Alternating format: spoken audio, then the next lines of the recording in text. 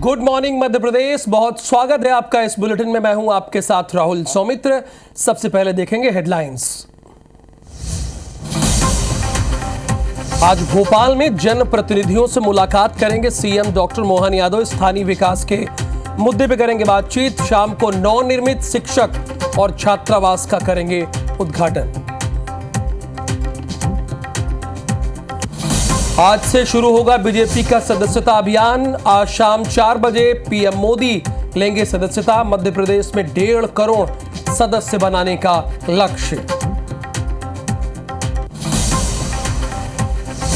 इंदौर में IBC 24 की खबर का बड़ा असर। महिला डॉक्टर से बदसलूकी मामले में जांच समिति का गठन। कमेटी ने MY हॉस्पिटल के ही 4 डॉक्टर शामिल। आज कलेक्टर करेंगे निरीक्षण।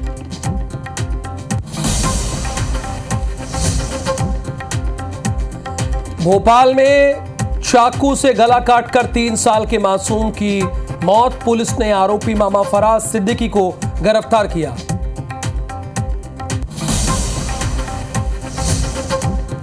हटा में श्रद्धालुओं से भरी ट्रैक्टर ट्रॉली पलटी। हादसे में 28 लोगों की मौत, माफ कीजिएगा 2 लोगों की मौत, 18 घायल। जटाशंकर धाम जा रहे थे सभी।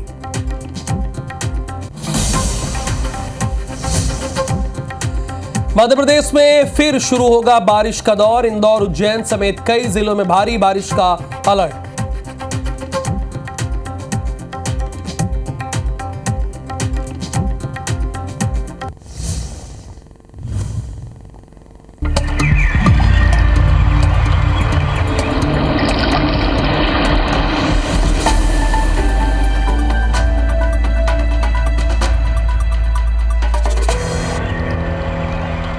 और ये तो बड़ी जाहिर सी बात है, कहीं अगर घटना हो जाए तो हम उससे सबक नहीं लेते हैं। तो क्लियर हो गया मध्य प्रदेश में, और यही वजह है कि हम ये बता रहे हैं कि हो पार्ट 2।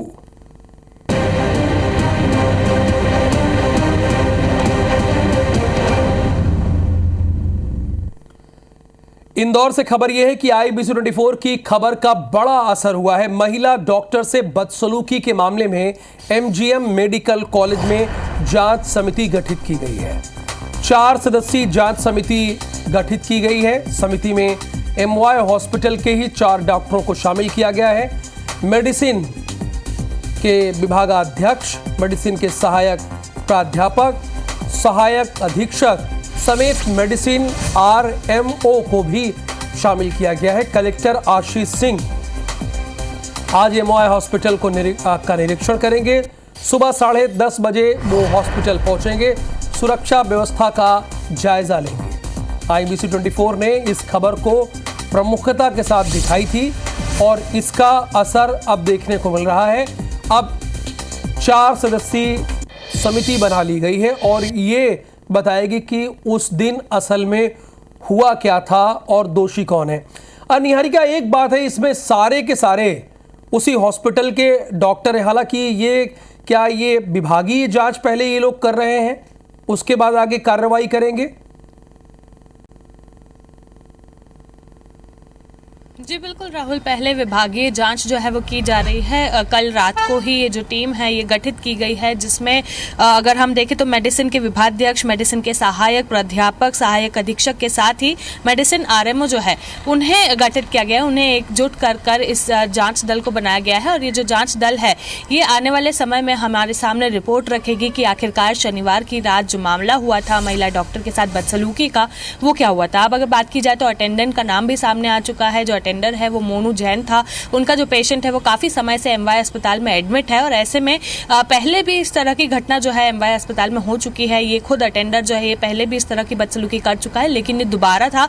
कोलकाता का इंसिडेंट होने के बाद जब ये मामला इस तरह से सामने आया तो उसके बाद सभी डॉक्टरों में खौफ का माहौल था, जिसके बाद IBC 24 ने इस खबर को प्रमुखता से चलाया था। उसका बड़ा असर हमें देखने को मिल रहा है और वो असर यही है कि जांच समिति जो है उसे तत्काल प्रभाव से बनाया गया है और 4 सदस्यीय की टीम है वो MY अस्पताल के ही डॉक्टर है। यही वो अस्पताल है जो मध्य प्रदेश के बड़े अस्पतालों में से एक है, लेकिन अब यही अस्पताल जो कि सबसे स्वच्छ शहर है इंदौर का, उसके ऊपर सबसे बड़ा दाग अगर लगा है तो वो इसी अस्पताल में लगा है। और आप खुद समझ सकते हैं कि अगर कोई महिला डॉक्टर रात को ड्यूटी करने पहुंचती है और उसकी सुरक्षा का जायजा जो है वो भी उसकी सुरक्षा को पुख्ता नहीं रखा जाता है, तो किस तरह से वो अपनी ड्यूटी को निश्चिंत होकर निभा सकती है, किस तरह से वो काम कर सकती है, ये देखने वाली बात है।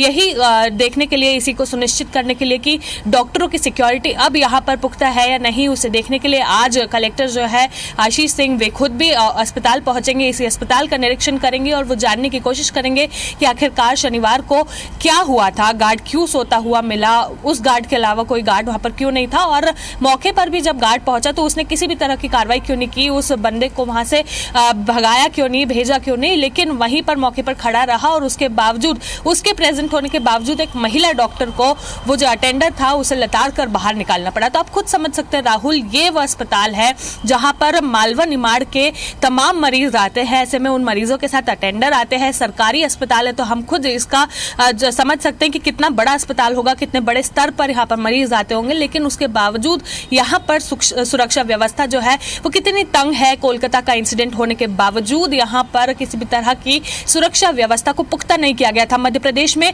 निर्धारित किया गया था, इसे निर्देशित किया गया था कि हर अस्पताल में हर तरह से सुरक्षा व्यवस्था को सही होना चाहिए और ये सुनिश्चित किया जाना चाहिए कि जो भी डॉक्टर है रात की ड्यूटी पर उनकी सुरक्षा सही है या नहीं। उसके बावजूद यही वो अस्पताल है जहां पर शनिवार रात ये घटना घटित होती है और उसके बावजूद कोई भी FIR जो है वो अभी तक नहीं की जाती है। हालांकि जांच समिति जो है उसे बना दिया गया है, ये लोग विभागीय जांच करेंगे, पूरा मामला समझेंगे और उसके बाद इसे सुनिश्चित किया जाएगा कि इन्हें FIR करने जाना है या आपसी में ही ये मामले को सुलटाते हैं। जी, कई बार विभागीय जांच वही ढाक के 3 पात वाले निर्णय देती है। फिलहाल निहारिका, बहुत शुक्रिया इस पूरी जानकारी के लिए। ये लेकिन मामला आगे तक तो जाना ही चाहिए और आज खुद कलेक्टर यहाँ पर आ रहे हैं, जैसा कि निहारिका हमें बता भी रही थी। लेकिन भोपाल में क्या हो रहा है? भोपाल में 3 साल की बच्ची की गला काट कर हत्या कर दी गई, गला काट कर हत्या की गई है। वो भी 3 साल की बच्ची। आरोपी शहजाद ने अपनी भांजी की हत्या की है और खबर यह है कि जिसने ऐसा कृत्य किया है वो मानसिक रोगी है। अब जब ये परिवार वालों को पता है कि वो मानसिक रोगी है तो उसका इलाज क्या कराया जा रहा था, क्योंकि कई बार आप बचाने के लिए भी ऐसा कह देते हैं, लेकिन हो सकता है कि वो मानसिक रोगी हो। ये जहांगीराबाद थाना क्षेत्र का मामला है, क्योंकि 3 साल की बच्ची की इसमें जान गई है, ये बहुत बड़ी बात है। और उसके बाद ये बात आनी कि वो मानसिक रोगी है, तो मानसिक रोगी है तो आप उसे काबू में रखिए ना। 3 साल की बच्ची की जान गई, इससे दुखद क्या हो सकता है? वो भी दुष्यंत, बहुत ही झकझोर देने वाली खबर है। 3 साल की मासूम बच्ची की गला काटकर हत्या की गई है और ये भी आप बता रहे हैं, जैसा कि आपने ब्रेकिंग में नोट कराया है कि वो उसी का मामा है, अपनी भांजी के साथ उसने ऐसा किया है। क्या बात सामने आ रही है? एक बात तो आप बता रहे हैं कि वो मानसिक रोगी है जिसने जो आरोपी है।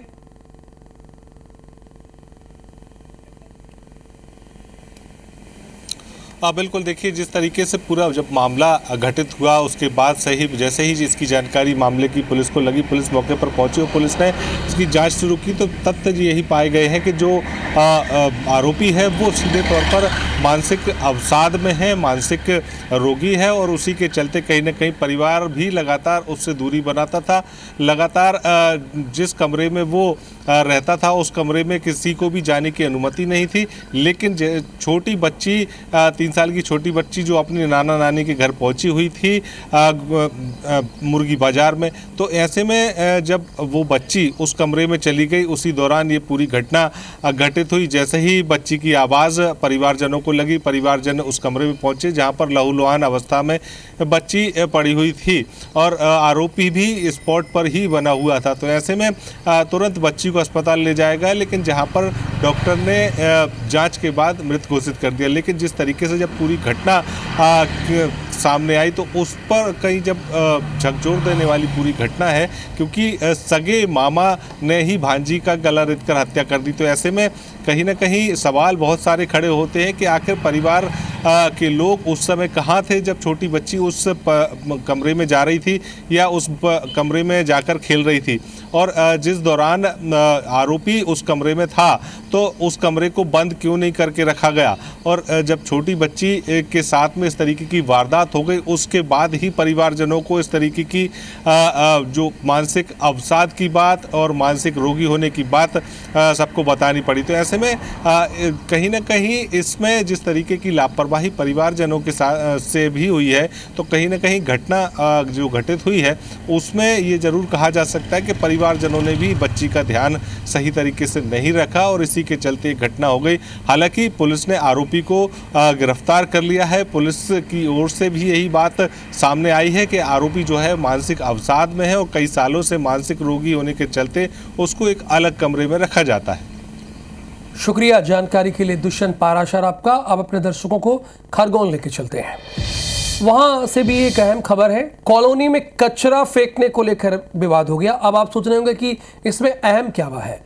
ये कॉमन होता जा रहा है, पार्किंग और कचरा फेंकने को लेकर विवाद, और इसकी वजह से बहुत कई बार लड़ाइयाँ हो जाती हैं। अब देखिए यहाँ चाकूबाजी हो गई, विवाद में चाकूबाजी हुई, 2 लोग जख्मी हुए, अस्पताल में इलाज चल रहा है। कोतवाली थाने के भोकले कॉलोनी की ये घटना है।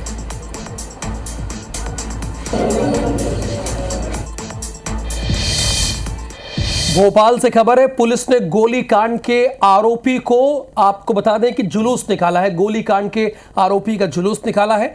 आरोपी ने हनुमानगंज थाना क्षेत्र में फायरिंग की है। हनुमानगंज थाना क्षेत्र का यह मामला है, लेकिन पुलिस के साथ तो है, लेकिन इसकी चाल से ये लग नहीं रहा है कि इसने जो अपराध किया है उसे इस बात का इल्म है।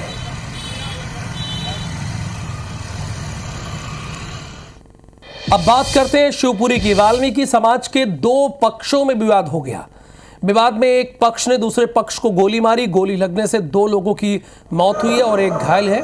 मछली दुकान को लेकर विवाद हुआ था दोनों पक्षों के बीच। घटना के बाद आरोपी मौके से फरार हुआ है। पिछौर के कृषि मंडी के पास की ये घटना बताई जा रही है। गोली लगने से मौत हुई है और घायल भी हुए हैं इस पूरे मामले में।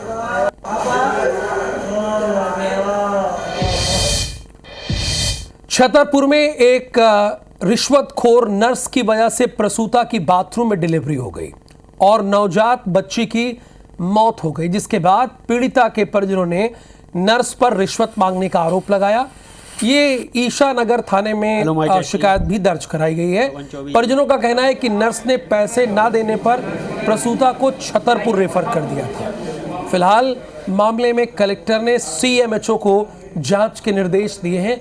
अब देखिए, अगर ये ऐसा हुआ है, अभी हालांकि जांच पड़ताल की बात चल रही है, आपको सैलरी मिल रही है, तनख्वाह मिल रही है, लेकिन अपनी ड्यूटी ईमानदारी से नहीं करनी है, ये तो अव्वल दर्जे की लापरवाही। सोचिए, आप जो पैसे की डिमांड कर रहे थे वो मिल भी जाते तो क्या होता, किसी की जान से बढ़कर था वो पैसा।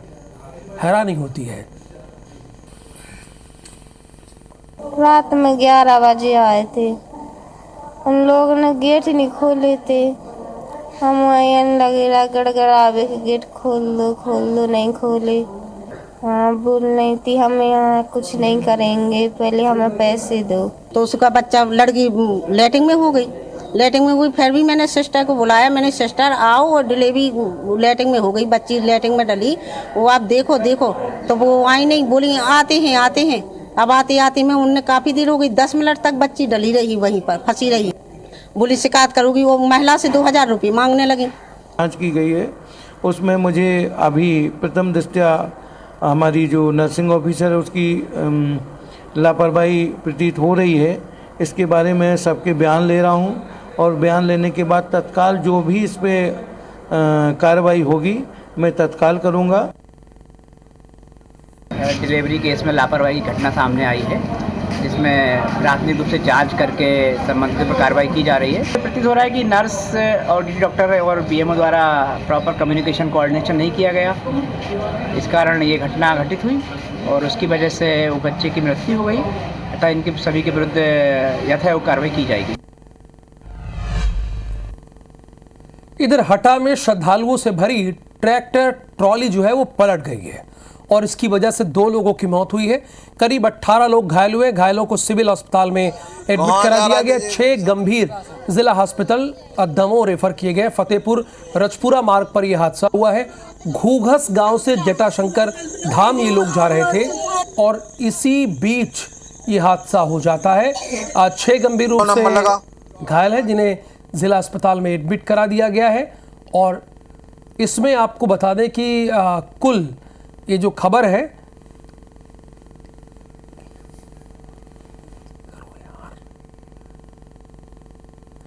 श्रद्धालुओं से भरी ट्रैक्टर ट्रॉली पलटी है और इसमें 2 लोगों की मौत हुई और 18 इसमें घायल बताए जा रहे हैं। नरेश इस वक्त हमारे साथ फोन लाइन पे है। नरेश, ये हादसा कैसे हुआ?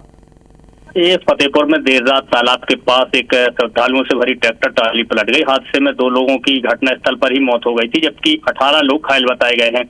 मृतकों में एक महिला और एक 10 साल का बच्चा शामिल है। सभी को 108 और डायल 100 की मदद से हटा सिविल अस्पताल लाया गया। यहाँ से 6 गंभीर जो मरीज थे इन्हें जिला अस्पताल दमोह रेफर कर दिया गया है। बताया जा रहा सभी है बटियागढ़वाला के घूघस गांव के निवासी हैं, जो आज सोमवती अमावस्या पर्व पर दर्शन करने के लिए जटाशंकर प्रसिद्ध धाम जा रहे थे। तभी फतेहपुर के तालाब के पास इनकी जो ट्रैक्टर ट्राली है वो अनियंत्रित हुई और हादसा हो गया। राहुल, धन्यवाद आपका नरेश इस जानकारी के लिए।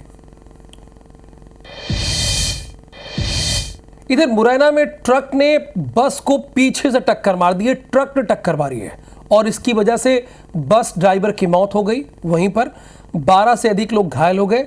ये सभी ओरछा मंदिर से दर्शन करके लौट रहे थे। घायलों को जिला अस्पताल में एडमिट कराया गया है। ये NH 44 के 14 गांव के पास हादसा हुआ है। ड्राइवर ट्रक छोड़कर मौके से भागा हुआ है। सिविल लाइन थाना पुलिस इस मामले की जांच कर रही है। सत्येंद्र सिंह तोमर, ये हादसा हुआ कैसे? क्या ट्रक वाला बहुत तेज रफ्तार में था या ओवरटेक करने के चक्कर में हुआ कैसे ये हादसा? बिल्कुल, देखिए नेशनल हाईवे 44 का पूरा घटनाक्रम है और जो घायल थे और जो अस्पताल में जो लोग ओरछा मंदिर से दर्शन करके लौट रहे थे, तो उन्होंने बताया कि गाड़ी में कुछ आवाज आ रही थी। जो ट्रैवल गाड़ी थी उसमें कुछ आवाज आ रही थी। उसे देखने के लिए ड्राइवर नीचे उतरा और जब देख रहा था तो अनियंत्रण होकर ट्रक ने पीछे से टक्कर मारी, जिसकी टक्कर से जो ट्रैवल गाड़ी थी वो भी पलट गई थी और उसके बाद आगे जाके खंती में ट्रक भी पलट गया था। वहाँ ड्राइवर जो गाड़ी को देख रहा था वो उसकी मौके पर ही मौत हो गई। जो अन्य जो 1 दर्जन से अधिक लोग घायल हुए थे उनको जिला अस्पताल में लाया गया, जहाँ उनका उपचार किया जा रहा है, जिसमें से कुछ लोगों को छोटी मोटी चोटें थी, उनको तत्काल इलाज देकर घर के लिए भेज दिया गया था और जिन लोगों की गंभीर हालत थी उनका उपचार अभी भी अस्पताल में जारी है। हालांकि बताया जा रहा है कि जो चूंकि ट्रक के साथ में जो क्लीनर और ट्रक जो ड्राइवर था वो मौके से ट्रक को छोड़कर फरार हो गए हैं। अब उनकी तलाश पुलिस कर रही है। हालांकि ट्रक को मौके पर ही जब्त कर लिया गया है। जी, ये खड़ी बस थी। चूंकि बस ड्राइवर नीचे कुछ देखने गया था, अपनी बस में कुछ खामी थी उसको देखने के लिए गया था और इसी बीच पीछे से आए ट्रक ने टक्कर मार दी, इससे उसकी जान चली गई है। धन्यवाद आपका सत्येंद्र सिंह तोमर इस जानकारी के लिए। ग्वालियर अपने दर्शकों को ले चलते हैं इस खबर के बाद। ट्रैक्टर ट्रॉली की टायर फटने से हादसा हुआ है और इस हादसे में ट्रॉली सवार 2 की मौत हुई है। एक घायल है। घायल का अस्पताल में इलाज चल रहा है। बैरजा से बड़ा गांव आ रहा था ट्रैक्टर ट्रॉली। बिजौली थाना क्षेत्र के चितौरा रोड की यह घटना बताई जा रही है।